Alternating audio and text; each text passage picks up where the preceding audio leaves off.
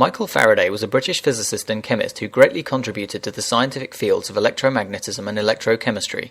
Faraday was born in South London to a poor family, and he only received a basic education.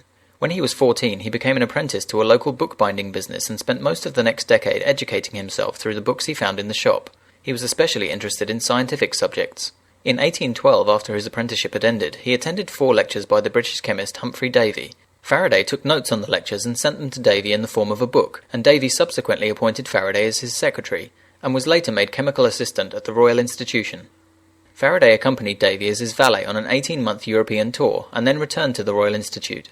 In the 1820s he published his work on electromagnetic rotation, which was the principle behind the electric motor, and in 1831 he discovered electromagnetic induction, which is the founding principle of the electric generator and the electric transformer. He later used these principles to construct the electric dynamo, which was the early model of today's electric generator. He dispelled the idea that there were divisions and differences between types of electricity, and stated that only one kind of electricity exists. He also developed the Faraday cage, a shield that blocks external electric fields, which is now used in various technologies such as cables, microwave ovens, and MRI machines. It is also used to protect sensitive electrical equipment from lightning strikes.